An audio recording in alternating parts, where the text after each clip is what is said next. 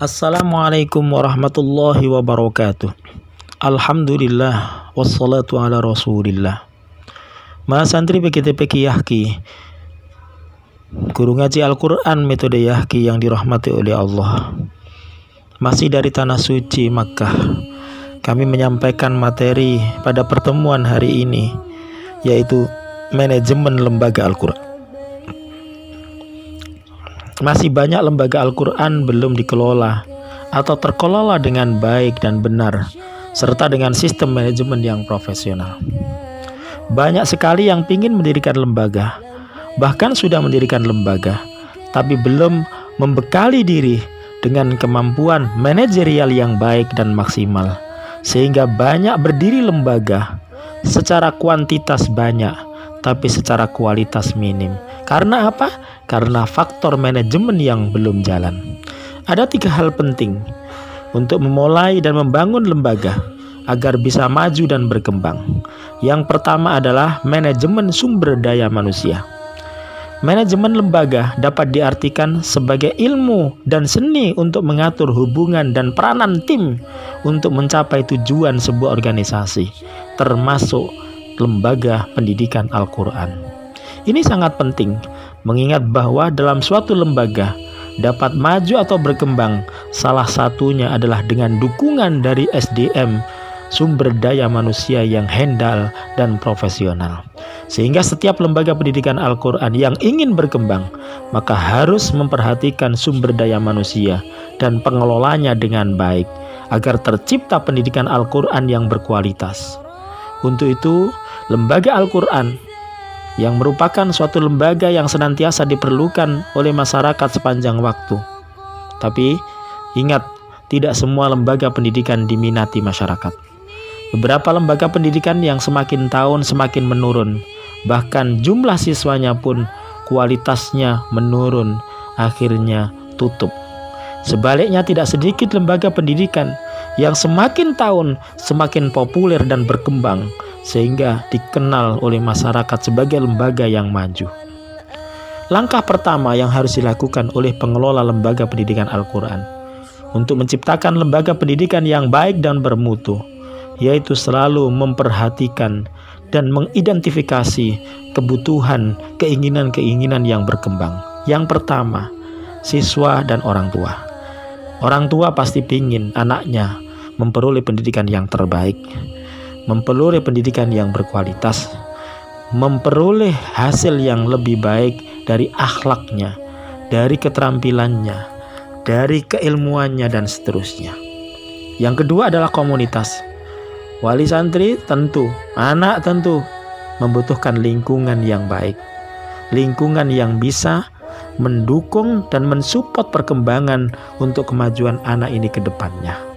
Maka komunitas harus dibangun dengan senyaman mungkin, setenang mungkin, dan seefektif serta seefisien mungkin untuk mengembangkan bakat dan minat mereka, kemampuan-kemampuan mereka, sehingga menjadi sangat luar biasa ke depannya. Yang ketiga, pendidik dan tenaga kependidikan. Ini penting kita perhatikan, karena ketika kita tidak memperhatikan pendidik dan tenaga kependidikan, kita tidak ngurus mereka, tidak memperhatikan kesejahteraan mereka, tidak memperhatikan jaminan kesehatan dan keselamatan mereka, maka lambat laun akan ditinggalkan oleh kader-kader hebat dan potensial. Makanya lembaga-lembaga yang maju, saya lihat mereka kesejahteraannya terjaga, mereka kekompakannya terjaga, mereka fokusnya terjaga, sehingga menghasilkan output dari anak-anak didik kita yang hebat, sehingga membawa nama baik lembaga kita. Yang keempat adalah investor.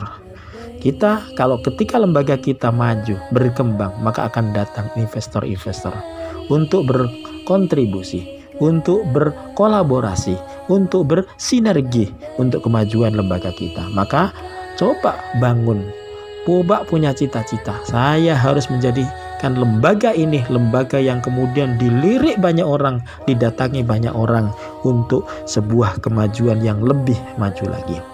Yang keempat, harus institusi lain. Ya, kita butuh institusi lain. Kenapa?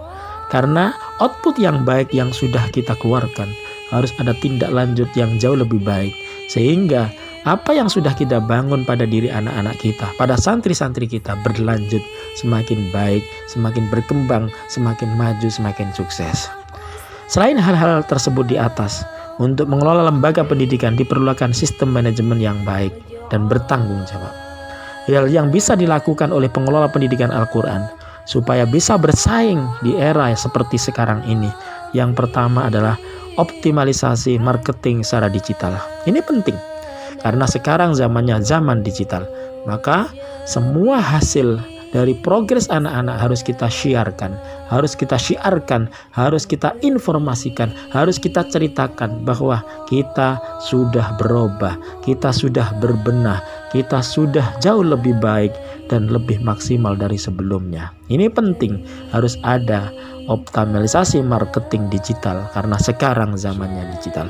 Yang kedua, memenuhi kebutuhan pasar. Seperti tadi saya sampaikan bahwa kita harus melihat kebutuhan pasar. Tren pasar apa? Oh, sekarang trennya adalah tahfidz. Bagaimana ya kita membuat program yang sama tapi jauh berbeda dan jauh lebih baik daripada yang lainnya? Maka Yahki hadir dalam rangka itu. Oh, sekarang trennya adalah bahasa. Bagaimana ya kita punya nilai lebih daripada yang lain? Lembaga kita lebih daripada yang lain.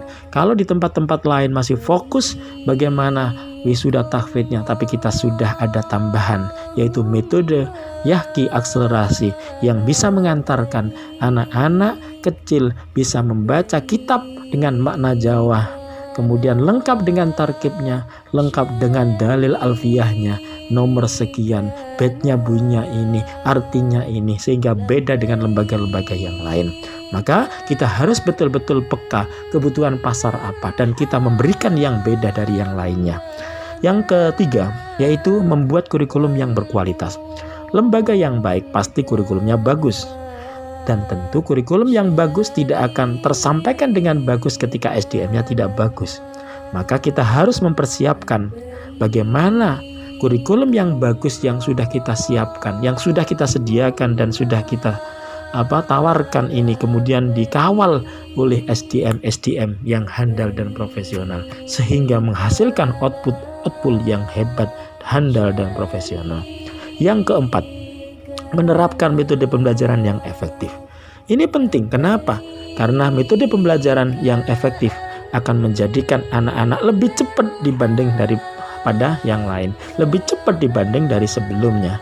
Maka harus ada efektivitas di dalam metode pembelajaran. Agar apa? Agar hasilnya bisa lebih cepat lagi.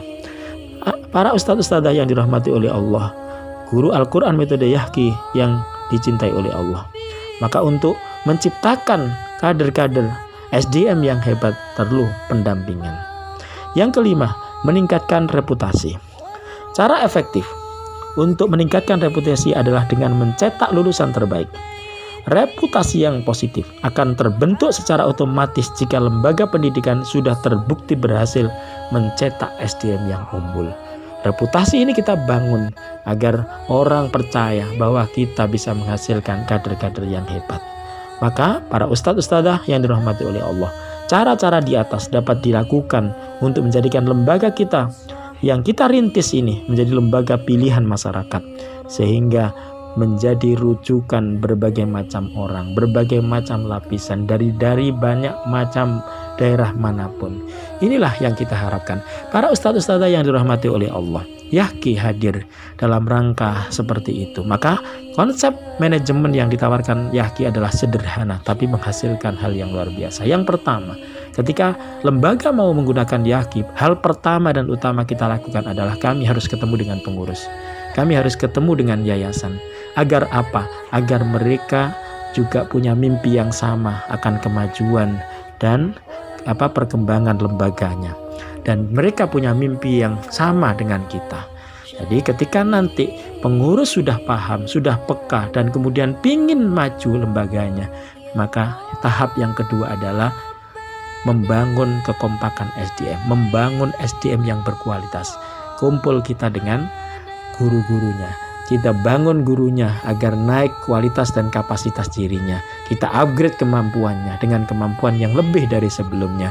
bagaimana mereka memanage lembaga, bagaimana mereka memanage kelas, bagaimana mereka menyampaikan metodologi dengan baik dan benar, seefektif mungkin, seefisien mungkin. Semua kita ajarkan bagaimana leadership yang baik untuk menjalankan roda dari organisasi ini agar berjalan dengan stabil, dengan maksimal dan menghasilkan.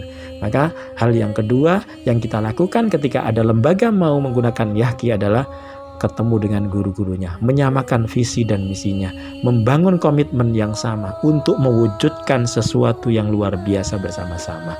Yang ketiga adalah sosialisasi kepada wali. Karena kita nggak kepingin seperti lembaga-lembaga sebelumnya, bagaimana mereka datang tanpa ada manajemen, tanpa ada tata krama, tanpa ada tata cara. Maka sosialisasi ini penting untuk membangun komitmen bersama bahwa anak jenengan tidak cukup kami didik, tapi jenengan mendidik, saya juga mendidik bersama-sama. Maka sosialisasi ini juga penting untuk mengetahui bahwa hadir kita membangun sebuah perubahan, menawarkan sebuah perubahan yang lebih baik. Yang sebelumnya tidak ada target ini dan itu, tidak jelas hasilnya seperti apa, maka sosialisasi itu kita manfaatkan untuk memperjelas kepada wali bahwa anak jenengan akan dicetak seperti ini dan ini. Yang ketiga ketemu dengan wali. Yang keempat adalah kita pasrah. Jadi wali ketika sudah disosialisasi, besok atau 2 hari kemudiannya pasrah. Guru-gurunya duduk berjejer, kemudian para wali santri bapak ibunya datang bersama anaknya, langsung ngantri di depan guru masing-masing, dan kemudian pasrah. Pak, saya pasrahkan anak saya yang bernama ini untuk ngaji di sini. Saya akan support semua program yang ada di sini. Saya akan mendisiplinkan anak saya dan saya siap mendampingi. Sekali lagi mendampingi, bukan mengajari anak saya setiap hari setengah jam di rumah. Kemudian setelah itu ketika tanda tangan dan kemudian didoakan oleh gurunya baru pulang dan semuanya pulang. Kemudian baru yang kelima memulai proses pembelajaran dengan metode Yahki yang sudah kita tetapkan dengan kurikulum berkarakter. Kurikulum yang berkarakter kaitan dengan akhlak, dengan target materinya, target tahfidnya, target tahsinnya, target Al-Quran, target hadisnya, ghoribnya dan seterusnya. Dan kemudian ada munakosah setiap 3 bulan, sehingga rutin dengan munakosah ini diharapkan kita akan menghasilkan output yang berkualitas. Dan rapotannya beda dengan rapotan pada umumnya. Rapotan pada umumnya hanya sekedar nilai yang dilihat oleh orang tua, tapi rapotan Yahki tidak boleh. Rapotan Yahki adalah ketika rapotan semua bapak ibu hadir bersama anaknya akan mempersembahkan kemampuan selama 3 bulan. Hadisnya berapa hadis, tahfidnya berapa surat, berapa bab ghoroib, kemudian doa-doanya seperti apa yang dihafalkan langsung di hadapan bapak ibu masing-masing, sehingga bapak ibu tidak sekedar nilai yang dilihat, tapi hasil kemampuan yang dilihat dan dirasakan langsung di hadapan anaknya. Inilah konsep Yahki yang kita kembangkan, dan setiap 1 tahun sudah ada yang 5 juz, ada yang 10 juz, ada yang sekian ratus hadis plus arti plus rawinya, sekian kelas 5 sudah bisa membaca kitab kuning plus makna dan seterusnya. Maka inilah yang kita kembangkan.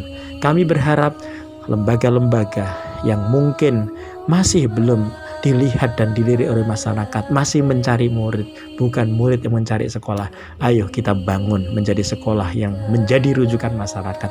Mereka berbondong-bondong datang ke kita karena kita punya kualitas yang lebih baik, yang beda dengan yang lainnya. Maka saya berharap guru-guru Al-Quran metode Yahki semangat luar biasa untuk membangun lembaganya, memajukan lembaganya, mengembangkan majunya lembaganya jauh lebih baik dari sebelumnya. Itu para ustadz-ustadzah, santri PGT Yahki, guru Al-Quran metode Yahki yang bisa kami sampaikan dari tanah suci ini. Saya berdoa semoga kalian bisa ke tanah suci bersama keluarga tercinta, berasa anak-anak tercinta, dan dengan para santri-santrinya. Semoga Allah takdirkan itu semua. Wallahul muwafiq ila aqwamit thoriq. Assalamualaikum warahmatullahi wabarakatuh.